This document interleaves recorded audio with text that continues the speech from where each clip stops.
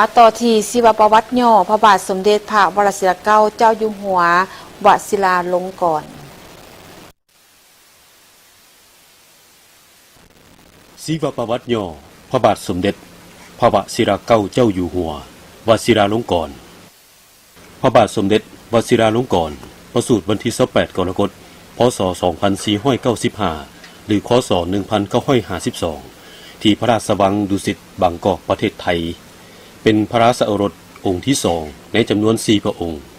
และเป็นพระราชโอรสองค์เดียวของพระบาทสมเด็จพระมหาภูมิพลอดุลยเดชรัชกาลที่9และสมเด็จพระนางเจ้าสิริกิติ์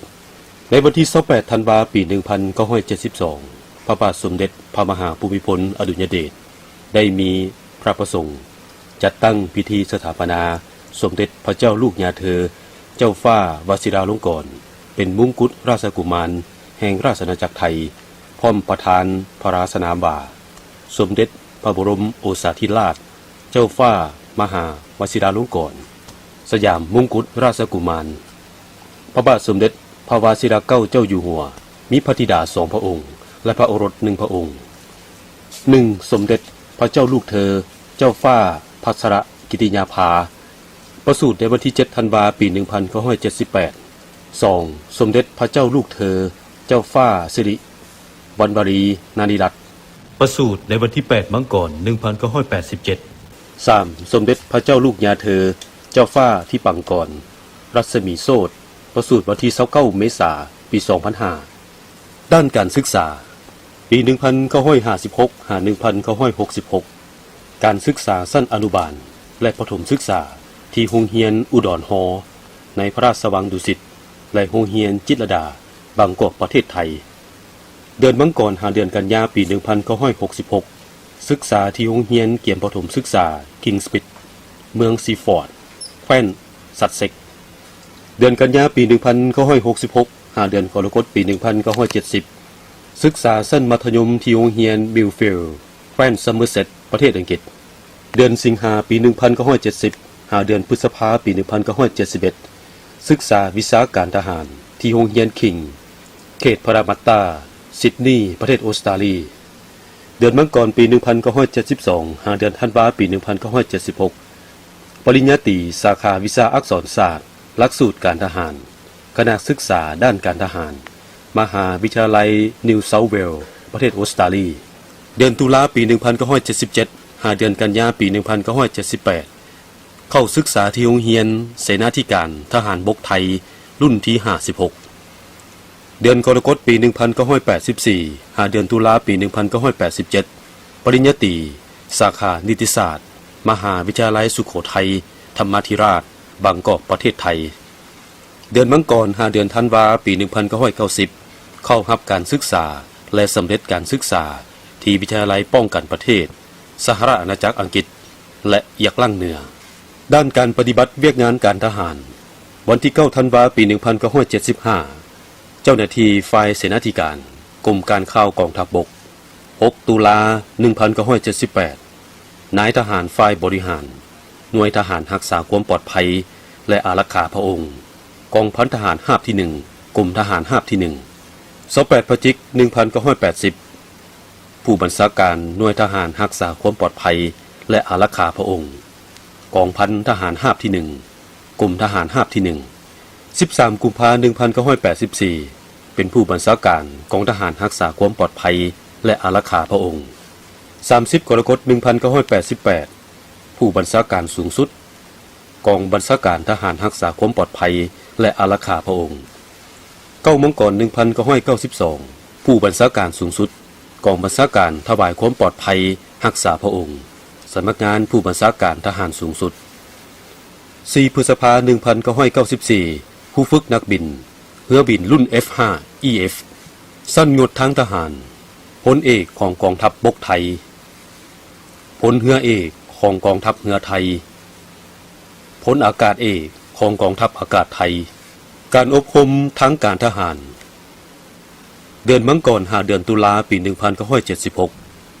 กองทัพบกราชอาณาจักรไทยได้รับทุนการศึกษาจากกองทัพบกเพื่อเข้ารับการฝึกอบรมและศึกษาเวียกงานทางการทหารเพิ่มเติมที่ประเทศออสเตรเลีย เข้าประจำการเป็นนายทหารประจำหน่วยกองปฏิบัติการทางอากาศพิเศษที่เมืองเฟิร์สรัฐเวสเทิร์นออสเตรเลียประเทศออสเตรเลียหลักสูตรและการฝึกอบรมหลักสูตรอาวุธหน่วยกำลังพิเศษการทำลายหน่วยกำลังพิเศษและยุทธวิธีการสู้รบนอกรูปแบบฝึกอบรมการนำทางเรือขั้นสูงหลักสูตรการลาดตระเวนและการวางแผนนำทางเรือขั้นสูงหลักสูตรการตรวจจ้องขั้นพื้นฐานเดือนธันวาคม 1979 หาเดือนมังกร 1980 หลักสูตรฝึกการบินเฮลิคอปเตอร์ UH-1H รวมชั่วโมงบิน 59.36 ชั่วโมงหลักสูตรฝึกการบินเฮลิคอปเตอร์โจมตีติดอาวุธ Bell AH-1S Cobra รวมชั่วโมงบิน 1 ชั่วโมงเดือนกุมภาพันธ์ หาเดือนพฤษภาคม ปี 1980 เข้ารับการฝึกอบรมทางการทหารอยู่สถาบันการช่วยเหลือทางการทหารของกองทัพบกสหรัฐอเมริกาค่ายฟอร์ตแบ็กรัฐแคโรไลนาเหนือประเทศสหรัฐอเมริกาซึ่งได้ผ่านหลักสูตรต่างๆดังต่อไปนี้หลักสูตรปืนขนาดน้อยและปืนคกหลักสูตรภารกิจพิเศษหลักสูตรการต่อต้านการก่อการร้าย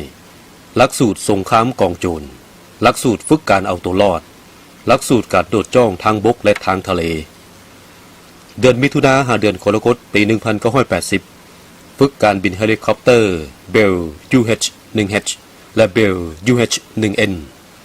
รวมชั่วโมงการบิน 249.56 ชั่วโมง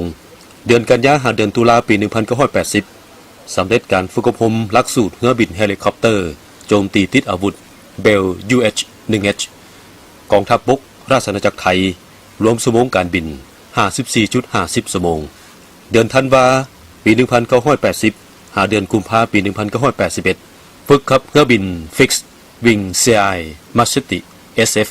260 MT รวมชั่วโมงการบิน 172.20 ชั่วโมงเดือนมีนาคม หาเดือนกรกฎาคม ปี 1981 ฝึกขับเรือบินรุ่น Cessna T-37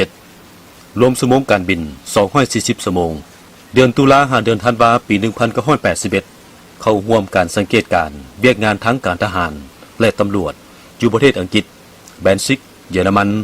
โฮลแลนด์ฝรั่งและออสเตรเลียเดือนตุลาปี 1982 หาเดือนกันยายน ปี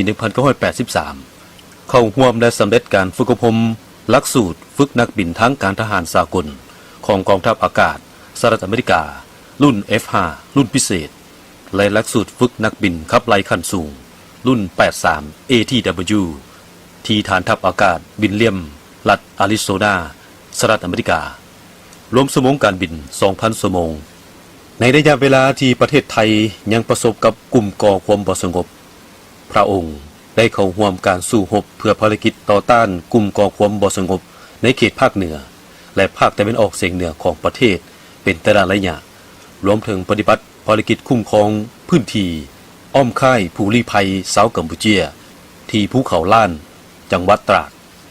นับตั้งแต่อายุยังน้อยพระองค์ได้รับการแต่งตั้งให้เป็นผู้แทนพระบาทสมเด็จพระเจ้าอยู่หัวและสมเด็จพระราชินีในพระราชพิธีต่างๆทั้งในประเทศและต่างประเทศต่อมาในระยะหลังพระองค์ได้ดำเนินภารกิจต่างๆหลายขึ้นเรื่อยๆทั้งในนามพระบาทสมเด็จพระเจ้าอยู่หัวและสมเด็จพระราชินีและทั้งในนามของพระองค์เองอยู่ภายในประเทศพระองค์ได้สืบต่อเสด็จเข้าร่วมพระราชพิธีทางการและพิธีการสำคัญหลากหลายประเภทอย่างสม่ำเสมอตลอดจนถึงการเป็นประธานในกองประชุมสำคัญต่างๆและได้ให้คำแนะนำแก่ประชาชนในด้านกฎหมายและปัญหาที่มีความสำคัญจำเป็นอื่นๆในต่างประเทศพระองค์ยังได้เป็นผู้แทนของพระบาทสมเด็จพระเจ้าอยู่หัวและสมเด็จพระราชินีเสด็จไปเยี่ยมยามทางการประเทศเพื่อนมิตรทั่วทุกทวีปในแต่ละปีและยังได้ให้การต้อนรับแขกบุคคลสำคัญจากต่างประเทศเข้าเยี่ยมคำนับอย่างสม่ำเสมอในโอกาสเดินทางมาเยี่ยมยามประเทศไทย